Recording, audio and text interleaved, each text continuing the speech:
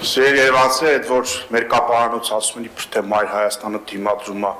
Դուք մեր խոսքի մեջ դիմադրություն տեսաք։ Ստեղծեք, արեք։ Ասում ենք մենք չենք ուզում այդ դիմակահանդեսին մասնակցել։ Դրա դիմադրությունը ո՞րն է։ Ընդհանրապես բացահայտում եք, որ ինչ որ պետք է ասեք, արդեն նախ դուք գիտեք, որ վարեմության հիմքով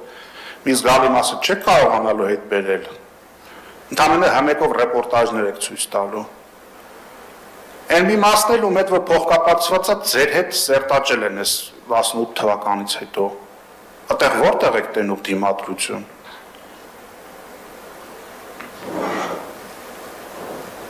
Ու առհասարակ կոռուպցիայի հետ սերտորեն առնչվող հովանավորչության հետ շատ լավ հարաբերությունների մեջ գտնվող իշխանությունը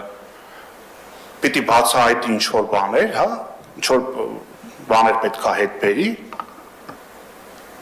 Կամ այդ որ ասում խոշոր կապիտալիստ եք, պարոն Գալջյանն ասում է դե հենց նա եք հայտարարել։ Դուք տես միամիտ ժողովուրդ չեք, դուք էլ ունեք աներձակներ, բաժանաղներ, որոնք երևի հայտարարագի լրացնող չեն դեռևս ի պաշտոն է։ Հիմա Տիգրան Արինյանը անիվի ժամանակ 960 միլիոն դրամ փող է տվել իր դասարանցուն։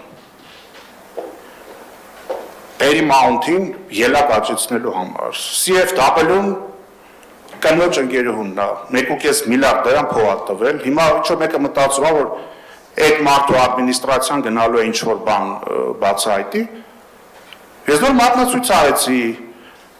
Հովսեփյան Նարվանի եւ նախին քաղաքապետից մեկի հետ փոխկապակցված բաներ։ Դուք դրանց հետ շատ մտերիմ եք։ Բերողը դուք եք դիմադրողը, մենք բերեք։ Բերեիք, ես կամ որ չեք բերել, հիմա եք բերելու։ Անդրադառնալով առհասարակ այդ դեմեթանալիզմ, չգիտեմ, գույք պարտքի դիմաց, դուք մի իշխանություն եք, որը հայրենիք իշխանության դիմաց սկզբունքով է պաշտոնավարում։ Ուզում եմ հատուկ հիշեցնել, այդ արդիականությունը չի կորելու, այդ խարանը մեր ճակատից դեռևս չի մաքրվել։ 2021 թվականի փետրվարին, երբ որ Հայաստանի Հանրապետության զինված ուժերի գլխավոր շտաբը անվստահություն հայտնեց Նիկոլ Փաշինյանին եւ պահանջեց հեռանալ, երկիր մոլորակի վրա ընդամենը մի կետից պաշտոնական Անկարայից է եկել օֆիցիալ բան, սատարում։ Դա հնարավոր չի, դա գնահատական չի, դա որակում չի, դա փաստ է։ 21 թվականից վեր Հայաստանը ունեցել է թուրքի պահած իշխանություն։ Հիմա այսօր եկել ասում եք բալա, չէ, լավ չի, որ այս ամեն ինչը սենց է։ Իհարկե լավ չի։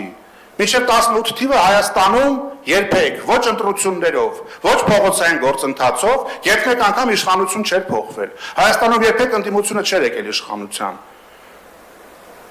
Եվ քանի սերնդի ինդիմատիր պայքարներ մսխվեցին այս 18 թվականից հետո։ Ինչքան մարդիկ, ինչքան զրկանքներ տարան, ինչքան ռեպրեսիաների ենթարկվեցին։ 100,000-ավոր մարդիկ ողողել էին փողոցները, նույնիսկ այն մարդիկ, ովքեր ավելի սենց հարմարվող, մի քիչ վախեցած վիճակներում էին, մարդկանց մեջից դուրս եկավ այդ կաշկանդվածությունը եւ 18 թվականին շատ մեծ վստահության քվեստացակ։ Արդյունքում ինչ ունենք։ Կորսված Արցախ, մեկ էլ 7 տարվա վաղեմության քրեական գործերը նորից ուզում եք բերեք, ստեղ ծամեք։ Ով որ վերցրել է, գրպանել է իր անունով, իր բարեկամների անունով վերցրել է հանրային գործը, գլուխը պատին է տվել։ Բայց գլուխը պատին է տվել նաև այն իրավապահը, ով որ պարտակել է։ Գլուխը պատին է տվել այն իշխանավորը, ով որ դա շահարկելով եկել դարել է իշխանության ու հիմա հետը գնում է գործարքի։ Մեզ էլ եկել ասում են բան արեք, այդ դիմակահանդեսին եկեք մասնակցեք։ Ինչի չգիտեք, ինչի շո բան եք բացահայտելու։ Իհարկե ոչ։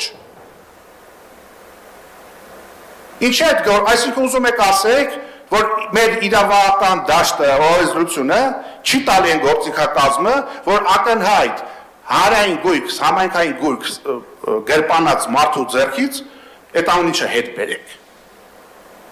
Տարել ենք բան, սահմանադրական դատարանը գնացել։ Եղած օրենսդրությունը չի բավականացնում։ Սիրելի երևանցիներ, այս դժնդակ օրերն էլ կանցնեն կգնան եւ Հայաստանը կունենա վերածննդի հնարավորություն։